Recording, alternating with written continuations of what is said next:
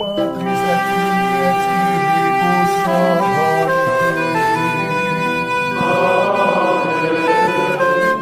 Dominus vobiscum.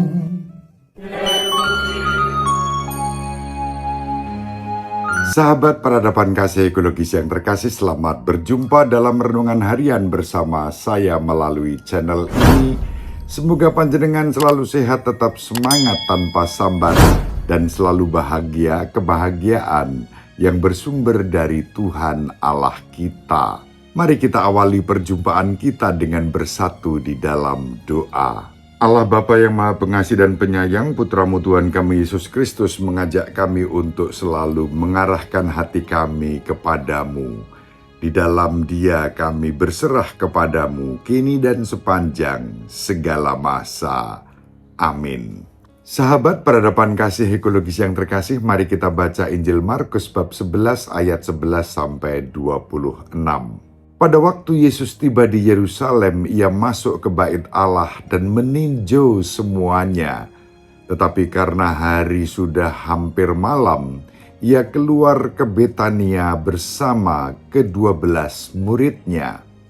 Keesokan harinya sesudah mereka itu meninggalkan Betania, Yesus merasa lapar. Dan dari jauh ia melihat pohon ara yang sudah berdaun. Ia mendekatinya untuk melihat kalau ia mendapat apa-apa dari pohon itu. Tetapi waktu tiba di situ, ia tidak mendapat apa-apa selain daun-daun saja, sebab memang bukan musim buah ara. Maka kata Yesus kepada pohon itu, "Jangan lagi seorang pun makan buahmu selama-lamanya." Ucapan itu terdengar pula oleh para murid. Maka Yesus dan murid-muridnya tiba di Yerusalem.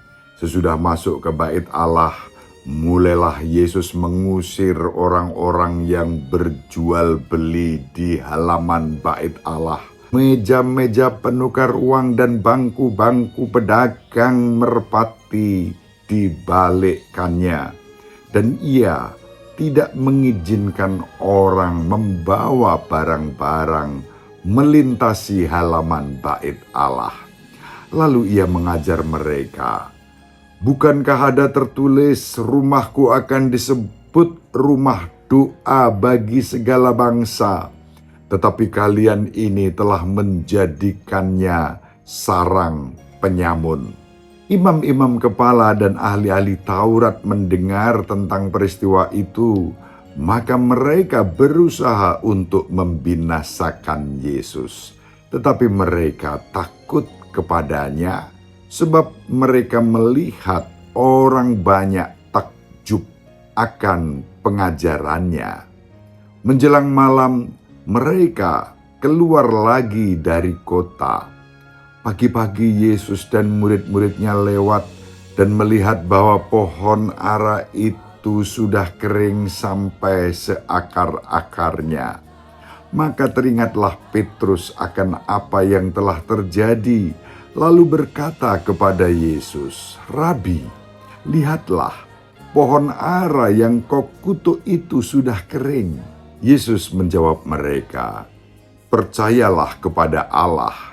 Aku berkata kepadamu, sesungguhnya barang siapa berkata kepada gunung itu, beranjaklah dan tercampaklah ke dalam laut, maka hal itu akan terjadi asal ia tidak bimbang hati, tetapi percaya bahwa apa yang dikatakannya itu akan terjadi. Karena itu aku berkata kepadamu, apa saja yang kalian minta dan kalian doakan akan diberikan kepadamu, asal kalian percaya bahwa kalian akan menerimanya. Dan jika kalian berdiri untuk berdoa, ampunilah dahulu sekiranya ada barang sesuatu dalam hatimu terhadap seseorang, supaya juga Bapamu yang di surga mengampuni kesalahan-kesalahanmu.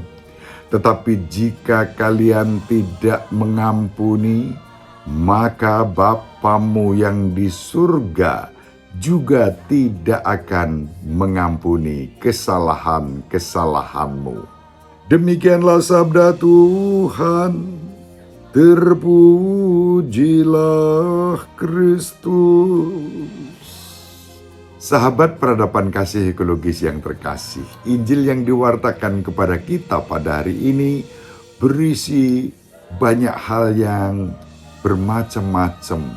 Tetapi satu hal yang terpenting, kita dipanggil untuk percaya kepada Allah di dalam doa-doa kita. Dan ketika kita teguh percaya kepada Allah dalam nama Yesus, tanpa disertai kebimbangan, maka akan terjadilah doa kita. Dan doa yang seperti itu juga ditandai dengan hati yang bersih, hati yang mengampuni. Kalau kita tidak mengampuni, kalau kita tidak bisa mengampuni, maka kita pun tidak akan diampuni. Bapa mengampuni kita bila kita mampu mengampuni yang bersalah kepada kita. Doa yang dipersembahkan dengan sikap yang mantap tanpa bimbang dalam kerendahan hati akan mengubah kehidupan kita. Itulah yang disampaikan Yesus kepada Petrus, kepada para muridnya, dan kepada kita.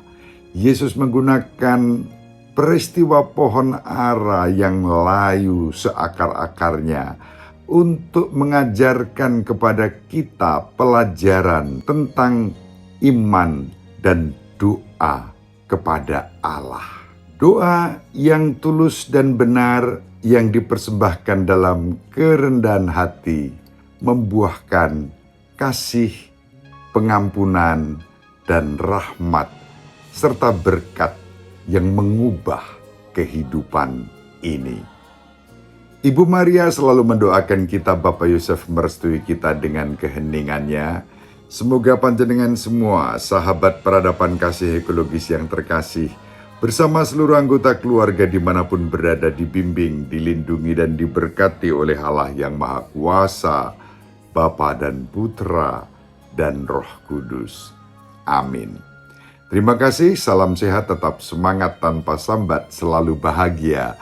Kebahagiaan yang bersumber dari Tuhan Allah kita. Salve, shalom, salam sejahtera, berkah dalam.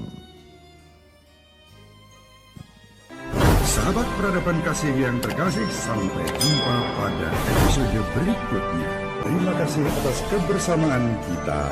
Salam peradaban kasih ekologis, Berkah dalam.